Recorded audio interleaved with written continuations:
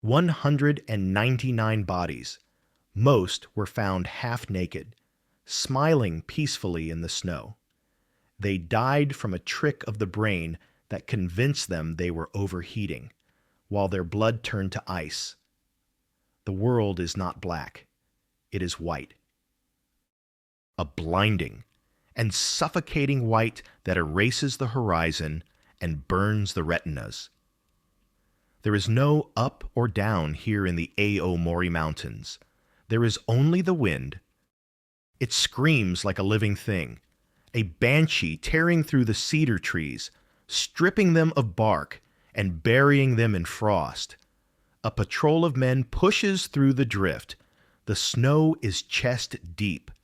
Every step is a war against gravity. They are the rescuers, but they look like victims. Their breath freezes instantly upon leaving their mouths, crystallizing into ice on their beards. They are searching for ghosts. It has been days since the 5th Infantry Regiment vanished into this void. 210 men, gone, swallowed by the storm. The leader stops. He raises a hand, signaling a halt. Through the swirling curtain of snow, a shape emerges. It is rigid, dark, vertical.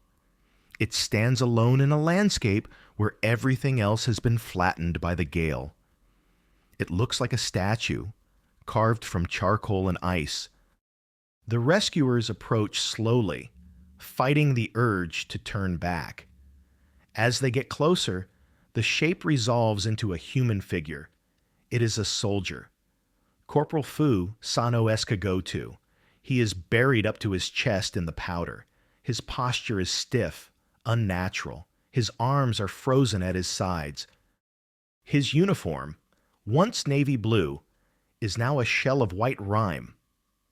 His skin is black, necrotic from the frostbite that has eaten away his nose and cheeks. His eyes are open, staring into nothingness. One of the rescuers reaches out to touch the corpse, to check for a dog tag, to confirm the inevitable death. But before his gloved finger makes contact, a sound cuts through the howling wind. A rattle, a gasp. The statue breathes. The chest heaves beneath the layer of ice.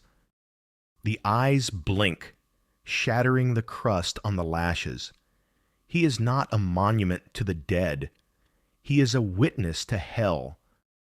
And as he raises a blackened finger to point back toward the deep mountains, the rescuers realize the true horror is not what they found, but what lies waiting for them in the dark. To understand the horror of the end, one must look at the precision of the beginning. The year was 1902. It was late January, the deep winter of the Meiji era. Before the ice claimed them, they were the pride of the 5th Infantry Regiment. 210 men stood in formation outside their barracks in Aomori. They looked less like men and more like a machine of war. Their navy blue uniforms were pressed and clean. The gold buttons on their greatcoats caught the pale winter sun. Their leather boots were polished, and the bayonets fixed to their Ari Sakal rifles gleamed with a cold, metallic promise. They were not marching into the mountains to die. They were marching to learn how to kill. The shadow of war with Russia was looming over the Sea of Japan. The empire knew that if they were to fight the Tsar, they would have to fight in the snows of Siberia. To defeat the Russian bear, they first had to conquer the Japanese winter. The march was supposed to be a simple training exercise, a test of endurance, a display of spirit.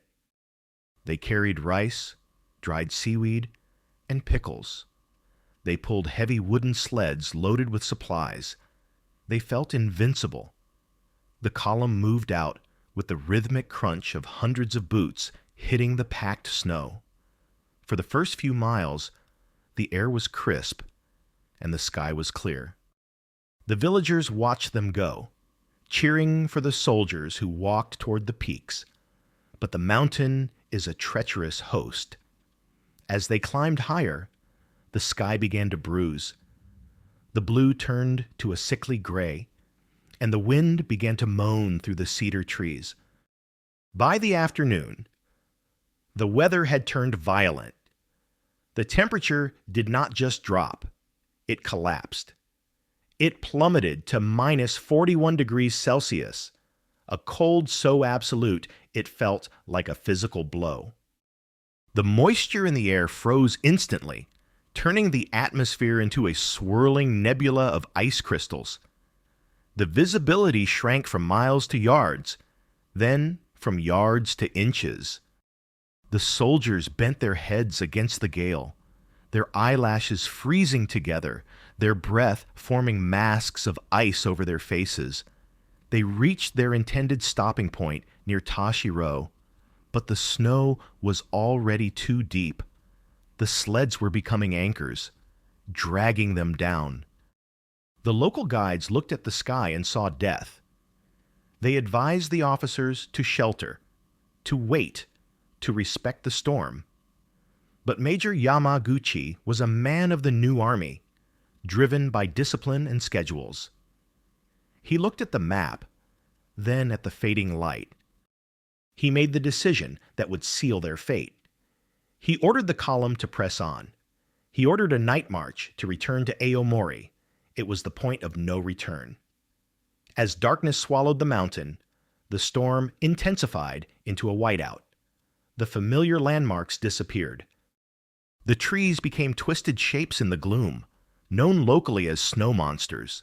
The officers tried to navigate, pulling out their compasses to find north, but the cold had done the impossible. The liquid inside the brass casings had frozen solid. The needles were stuck. The tools of modern man were useless against the ancient power of the winter. They were blind. They were cold, and they were walking in circles into the heart of the storm. The mountain did not attack them with claws or teeth. It attacked them with weight. As the second day bled into a gray, sunless dawn, the snow ceased to be mere weather. It became a geological force.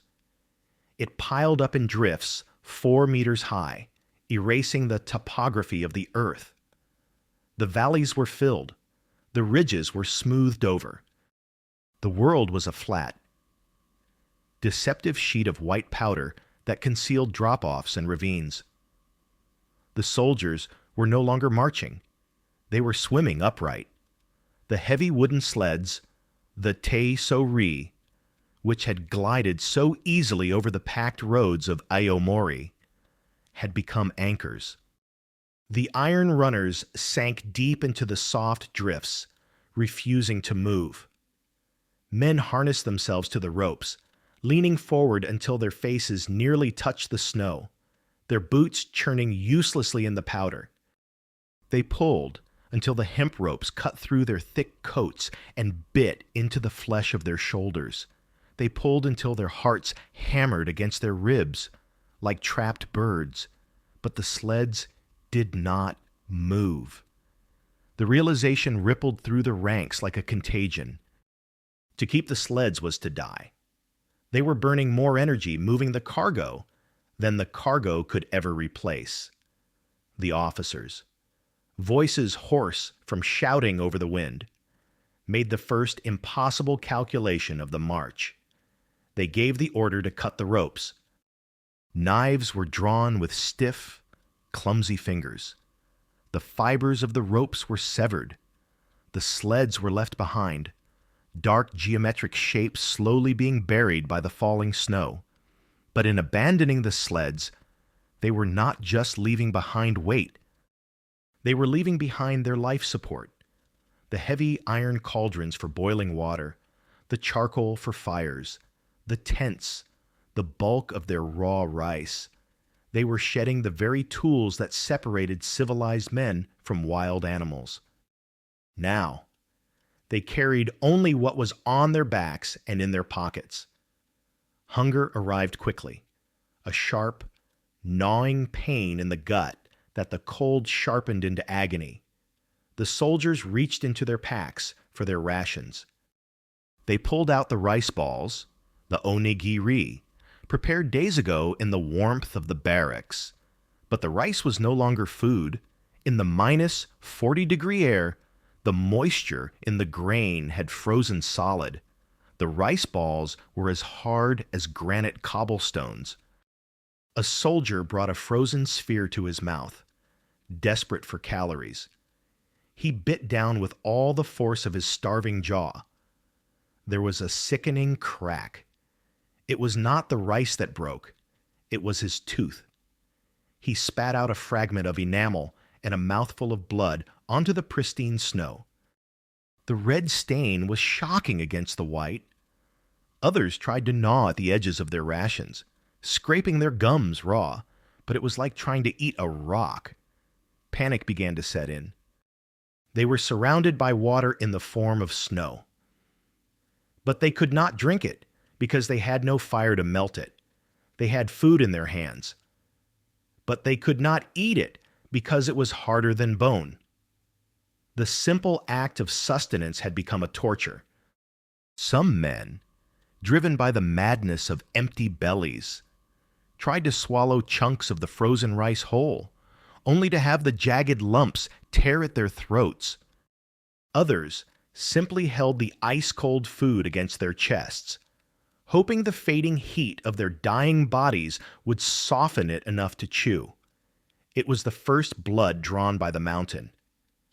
The realization settled over the regiment like a shroud. They were not the hunters on this peak. They were the prey. Time had ceased to exist. There was no sunrise or sunset in the white hell of the Hakkoda Mountains, only a shifting gradient of gray that signaled the passage from day to dark. The regiment was no longer an army.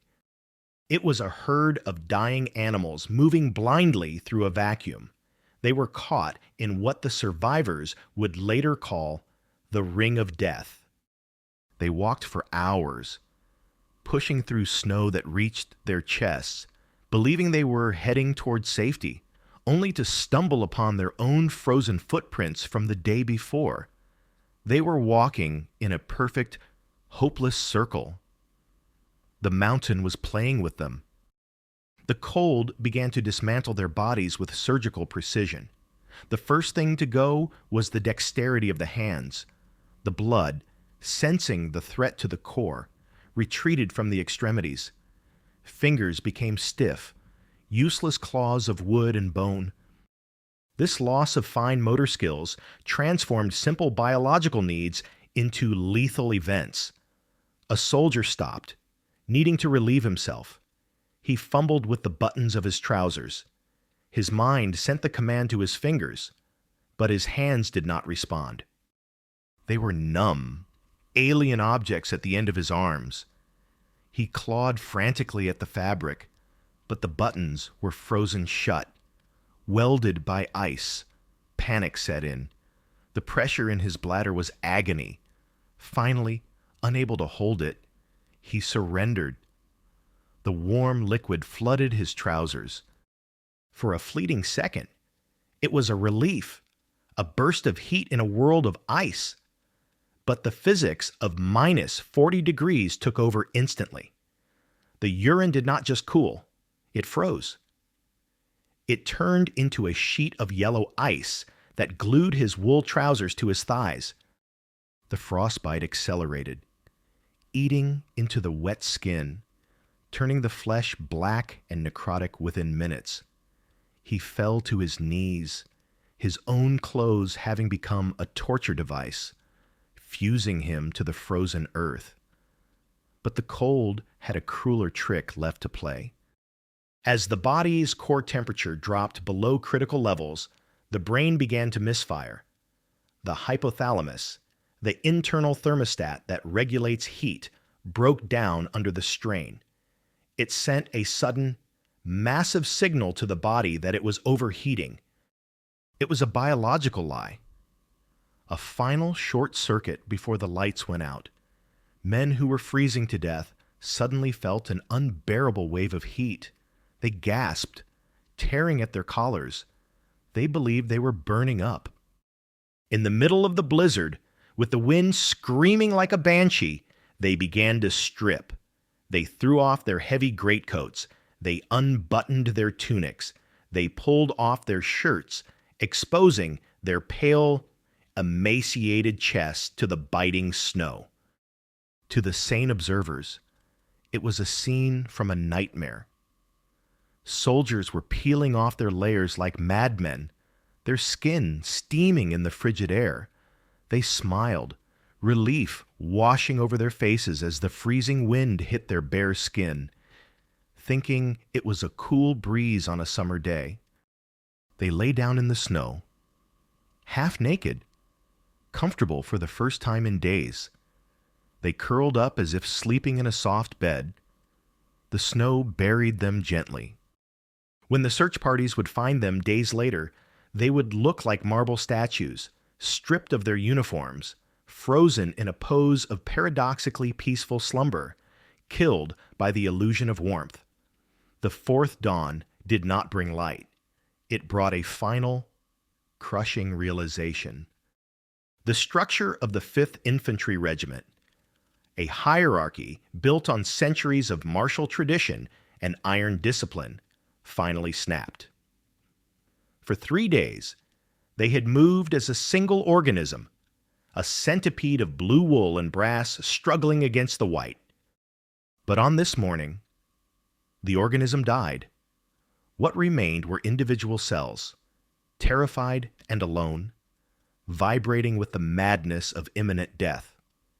Captain Khan Na-ri stood in the center of the devastation. He was a man defined by orders, by maps, by the logic of war. But the map was a lie, and the logic was gone. He looked around at his men. They were no longer soldiers. They were scarecrows. Their eyes were sunk deep into skulls stretched tight by dehydration. Their lips were black fissures. Some were missing gloves. Their hands turned into blocks of necrotic meat. Others were missing boots, their feet wrapped in rags that were frozen to the bone. They looked at him, waiting for salvation, waiting for a direction. Khan Na-ri looked up at the sky. There was no break in the clouds. There was no mercy. The wind howled with the voice of 1,000 dying things. In that moment, the captain broke. The veneer of the officer peeled away, leaving only a frightened man facing the infinite. He opened his cracked mouth and screamed into the gale. His voice was thin, a fragile reed against the storm, but the words carried the weight of a death sentence. Heaven has abandoned us. The words hit the survivors like physical blows.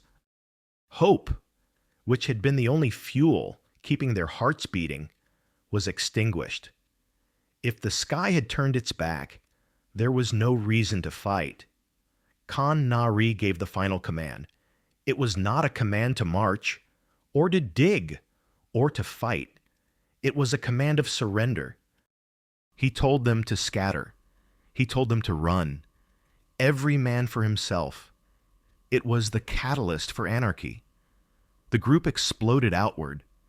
Men who had stood shoulder to shoulder for days suddenly viewed each other as obstacles.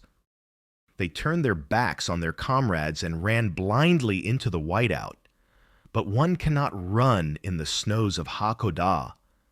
The flight was a slow-motion nightmare. They lunged forward, legs churning in the deep powder, moving inches when their minds screamed for miles. From high above, it would have looked like a jar of dark ink shattered on a pristine white sheet. The black dots dispersed in all directions, creating jagged trails that led nowhere. Blinded by the blizzard, men ran straight off the edges of cliffs. They tumbled into the deep ravines, their bodies cartwheeling through the air before vanishing into the drifts below. There were no screams of impact, only the soft, muffled thud of bodies hitting deep snow.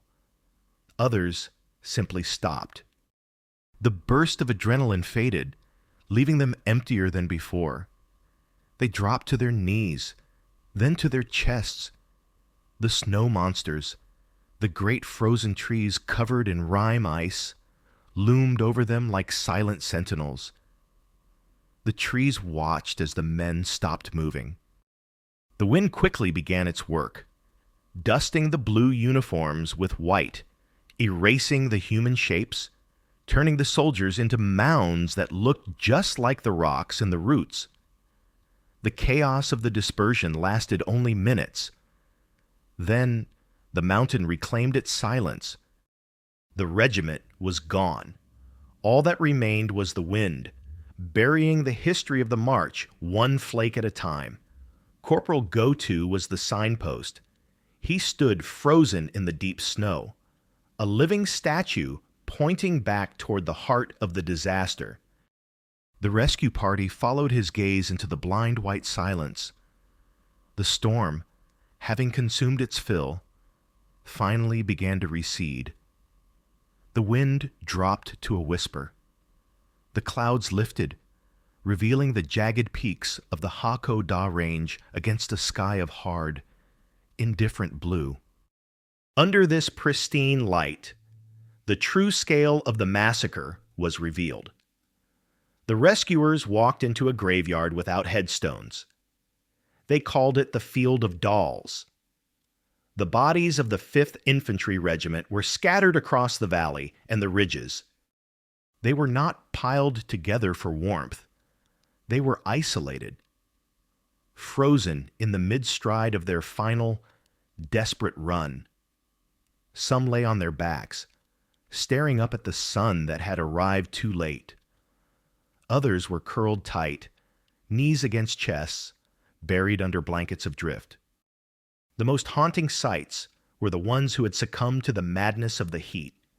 These men were found half naked, their tunics thrown aside, their skin marble white and hard as stone.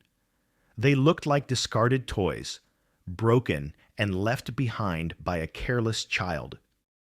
There was no blood, only ice. The cold had cauterized the tragedy, preserving the dead in a perfect, horrifying stasis. Deep in the snow, they found the command post. Major Yamaguchi was there. He was alive, but he was a ghost inhabiting a ruin. His breath was shallow, his eyes seeing things that were not there. They carried him down from the mountain, placing him on a stretcher, racing against the necrosis spreading through his limbs. He was taken to the hospital in Aomori, a place that now smelled of iodine and rotting flesh. But the major would not survive the thaw.